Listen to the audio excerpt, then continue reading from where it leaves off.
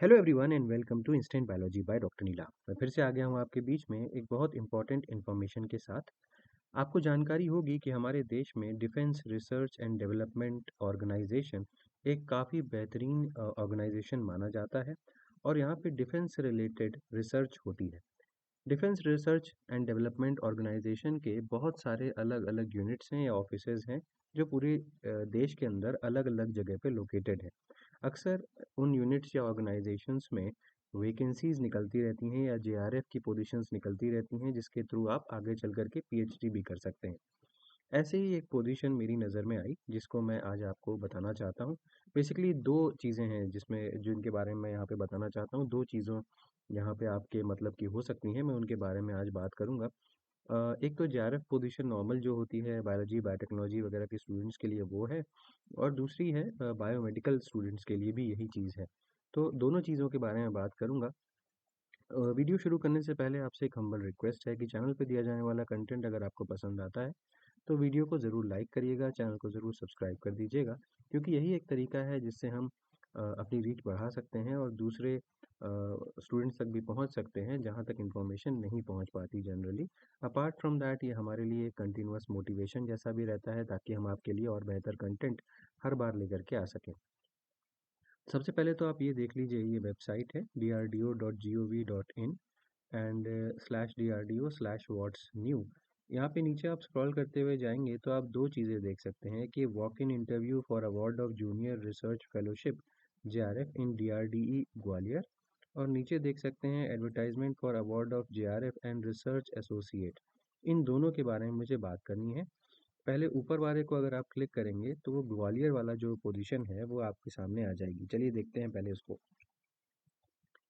तो आप अपनी स्क्रीन पे देख सकते हैं वो पीडीएफ मैंने डाउनलोड कर लिया है। वहीं से उसी लिंक पे क्लिक करेंगे तो पीडीएफ डाउनलोड हो जाएगा। तो अभी आप देख सकते हैं defence research and development establishment DRDE, ये कहाँ पे है? ग्वालियर में है। और यहाँ पे वॉक इन इंटरव्यू है दो पोजीशंस के लिए है। और ये जेआरएफ पोजीशंस हैं। आपको पता ही है कि जूनियर रिसर्च फेलोशिप किस चीज़ के लिए होती है? बेसिकली पीएचडी करने के लिए होती है। यहाँ पे यही चीज़ लिखी भी हुई है कि जेआरएफ की पोजीशंस ये हैं और सिलेक्शन किस बेसिस पे होगा? वॉक इन इंटरव्यू के बेसिस पे होगा। लेकिन एक कंडीशन है यहाँ पे कि अगर आपके पास गेट है या आपके पास चाहे जेआरएफ हो चाहे एलएस हो, कोई दिक्कत नहीं। गेट हो या जेआरएफ हो या एलएस हो, कोई दिक्कत नहीं है। आप यहाँ पे अप्लाई कर सकते हैं। कुल मिलाकर के दो पोजीशंस हैं। और अगर आपका सिलेक्शन हो जाता है तो आपको यहाँ से पीएचडी करने का या जेआरएफ में पार्टिसिपेट करने का मौका मिलेगा।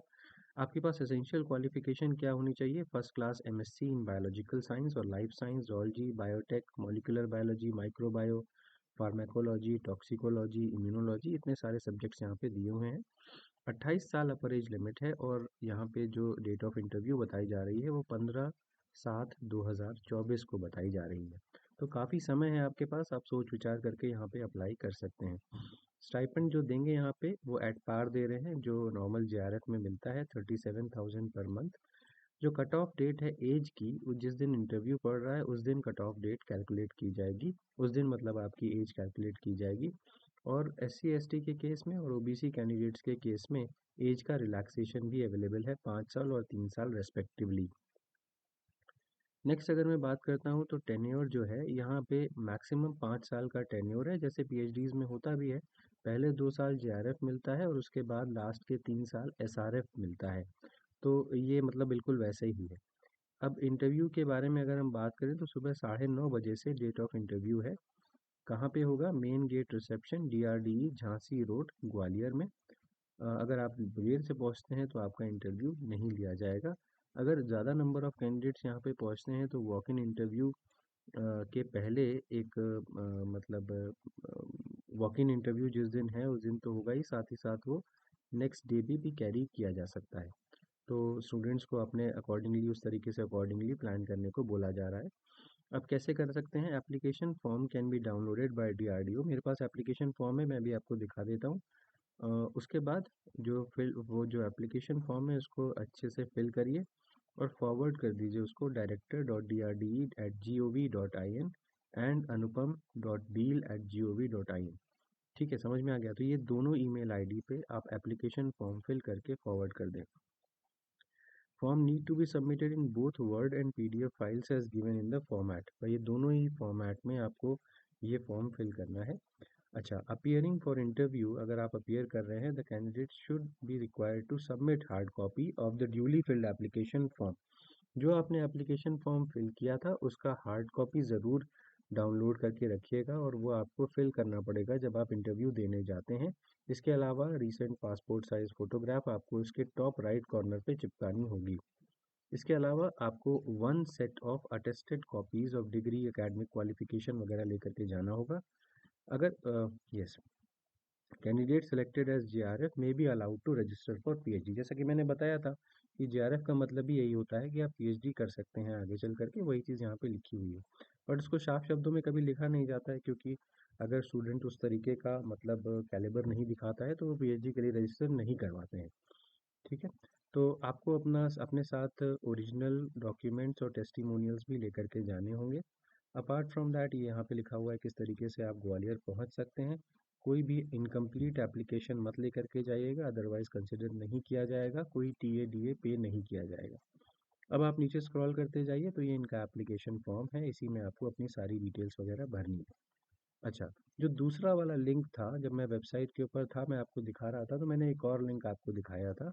दूसरे वाले लिंक में बायोमेडिकल इंजीनियरिंग की पोजीशन है, मतलब वही चीज़ है, जेआरएफ है, जेआरएफ एंड रिसर्च एसोसिएट। तो ये जो बायोमेडिकल इंजीनियरिंग की बात मैंने कही थी वो आरए की पोजीशन है, रिसर्च एसोसिएट की पोजीशन है। तो रिसर्च एसोसिएट में आपको पता है कि पीएचडी की डिग्री आपके पास होनी चाहिए, तो पीएचडी इन बायोमेडिकल इंजीनियरिंग अगर है तो आप यहाँ पे अप्लाई कर सकते हैं। ठीक है, तो टेन्योर जो है वैसे ही है, जैसे कि अगर हम जेआरएफ की बात करें तो आपको पता ही है, और आरए की बात करते हैं तो 2 साल का फेलोशिप मिलता है आरए को। ठीक है ना, यहाँ पे जो क्लोजिंग डेट है वो 24 जून है, याद रखिएगा। अगर हम यहाँ पे देखें तो यहाँ पे जो क्लोजिंग डेट थी मैंने आपको बताया भी था। यस, तो यहाँ पे जो डेट लिखी हुई है वो तो इंटरव्यू की डेट लिखी हुई है, लेकिन आप इनको मेल ज़रूर कर दीजिएगा और इंटरव्यू डेट में पहुँचने से पहले। यहाँ पे देखिए डेट ऑफ इंटरव्यू 15/7/2024 मेंशन है। ठीक है, तो ये बात हो गई। मैं वापस आता हूँ इसके ऊपर। तो किस तरीके से अप्लाई कर सकते हैं, यहाँ पर भी नीचे एप्लीकेशन फॉर्म लिखा हुआ है, और एप्लीकेशन फॉर्म को ही आपको फिल करना है।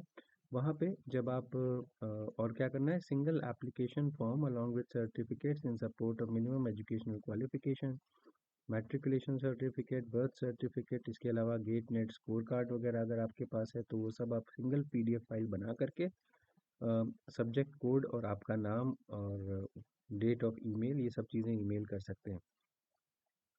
स्क्रीनिंग के बारे में बताया हुआ है कि शॉर्टलिस्टेड कैंडिडेट्स जो हैं उनका इंटरव्यू होगा। ठीक है, सिलेक्शन प्रोसीजर क्या है, यहाँ पे एलिजिबल कैंडिडेट्स का इंटरव्यू होगा क्वालिफाइंग क्राइटेरिया पे। गेट पेपर्स एंड सब्जेक्ट्स जो है वो रेलेवेंट होने चाहिए, ऐसा नहीं होना चाहिए कि आपने किसी और चीज़ में गेट वगैरह क्वालिफाई किया हुआ है। ये बेसिकली जेआरएफ पोजीशंस के लिए है, आरएफ पोजीशंस में तो आपने पीएचडी कर ही रखी हुई है। अपार्ट फ्रॉम दैट जो भी एक्सपीरियंस है वो आपके जो सब्जेक्ट एरिया आपने चूज़ किया है उसमें ज़्यादा होना चाहिए। बाकी चीज़ें वैसे की वैसे ही हैं। अगेन ये आपका फॉर्म दिया हुआ है, इसको फिल कर सकते हैं। तो आरए वाली पोजीशन में आपके पास पीएचडी की डिग्री होनी चाहिए, जेआरएफ की पोजीशन के लिए आपके पास मास्टर्स डिग्री होनी चाहिए। तो ये 2-3 पोजीशंस थी जो कि डीआरडीओ के थ्रू फिल हो रही हैं, तो इसीलिए ये इम्पोर्टेंट है, मैंने आपको बताया। उम्मीद है कि ये आपके लिए यूज़फुल होगी। अगर वीडियो पसंद आया हो तो उसे ज़रूर लाइक कर दीजिएगा, चैनल को ज़रूर सब्सक्राइब कर दीजिएगा, बेल आइकन को ज़रूर प्रेस करिएगा और अपने फ्रेंड्स के साथ ज़रूर शेयर कर दीजिएगा। Thank you so much, have a good day.